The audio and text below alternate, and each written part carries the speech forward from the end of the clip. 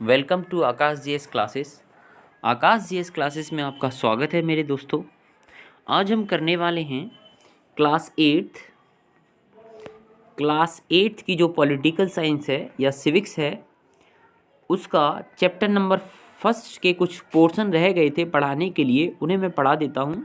और ये जो टॉपिक हैं, ये जो आज पढ़ाने वाला हूं, ये आपके आईएएस प्रीलिम्स से लेकर जितने भी गवर्नमेंट एग्ज़ाम है उनके लिए मोस्ट इम्पॉर्टेंट है। ठीक है, तो चलिए स्टार्ट करते हैं। सेपरेशन ऑफ पावर यानी शक्तियों का बंटवारा, इसको कहते हैं शक्तियों का बंटवारा। ठीक है, सेपरेशन ऑफ पावर, शक्तियों का बंटवारा। तो पढ़ते हैं इसके बारे में। अकॉर्डिंग टू द कॉन्स्टिट्यूशन, संविधान के अनुसार there are 3 organs of government. जो सरकार के 3 भाग होते हैं, मुख्यतः 3 भाग होते हैं। These are legislature, executive and judiciary. तो आप कैसे करोगे, कोई भी जो गवर्नमेंट होती है उसके 3 पार्ट कर दो आप। ठीक है, तो पहले पार्ट में आप क्या रखोगे, पहले पार्ट में आप रख लो लेजिस्लेचर, एग्जीक्यूटिव, थर्ड में जुडिशियरी आ गई। क्या आ गई? जुडिशियरी आ गई। ठीक है, ये 3 पार्ट हो गए किसी भी गवर्नमेंट के, लेजिस्लेचर, एग्जीक्यूटिव और जुडिशियरी। ठीक है, तो अब हमें कैसे पढ़ेंगे ये देखिए। These are the 3 legislature, executive and judiciary, ये 3 पार्ट हो गए किसी भी गवर्नमेंट के, किसी भी सरकार के। द लेजिस्लेचर जो होता है refers to our elected representative. जो लेजिस्लेचर होता है उसमें हमारे इलेक्टेड रिप्रेजेंटेटिव होते हैं। इलेक्टेड रिप्रेजेंटेटिव, उसमें हमारे इलेक्टेड रिप्रेजेंटेटिव होते हैं। इलेक्टेड रिप्रेजेंटेटिव के बारे में मैंने पहले ही बता दिया है। जैसे आप किसी भी एक ज़िला में निवास कर रहे हो, तो जब आपके लोकसभा चुनाव होंगे तो वहाँ पे एमपी का चुनाव होता है, मेंबर ऑफ द पार्लियामेंट। और जो मेंबर ऑफ पार्लियामेंट को आप डायरेक्टली वोट देते हो, ठीक है, आप डायरेक्टली वोट करते हो। तो जो मेंबर ऑफ पार्लियामेंट है वो आपका रिप्रेजेंटेटिव होगा, कहाँ पर? लोकसभा में। ठीक है, संसद में आपका रिप्रेजेंटेटिव होगा, एमपी आपका रिप्रेजेंटेटिव होगा। तो वही हो गया। तो the legislature refers to our elected representatives.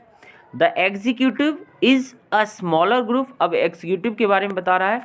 The executive is a smaller group of people who are responsible for implementing laws and running the government. तो एग्जीक्यूटिव क्या होते हैं? एक स्मॉलर ग्रुप होता है, एक छोटा समूह होता है जो कि रिस्पॉन्सिबल होते हैं, उत्तरदायी होते हैं। इम्प्लीमेंटिंग मतलब किसी भी कार्य को करवाने के लिए जो भी नियम होते हैं उनको करवाने के लिए वे उत्तरदायी होते हैं सरकार में। ठीक है, आगे चलते हैं बच्चों।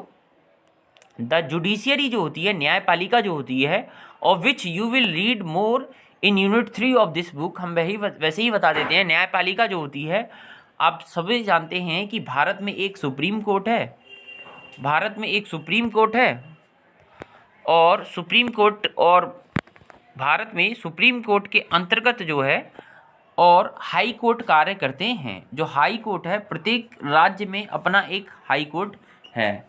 ठीक है, तो इस तरह से ये जुडिशियरी को क्या करते हैं? इंडिकेट करते हैं। द जुडिशियरी, ठीक है, refers to the system of courts in this country in the order to prevent the misuse of power by any one. ठीक है, branch of government. The constitution say that each of these organs should exercise different powers. Through this, each organ act as a check on other organ government, and this ensure the balance of power between all three.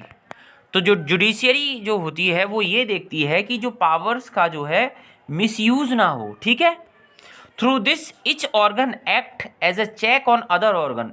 इस तरह से यह प्रत्येक जो organ है, प्रत्येक जो अंग है ये जो सरकार का, उसके दूसरे अंग को देखता है कि वो मिसयूज ना हो, कोई भी चीज़ जो है मिसयूज ना हो।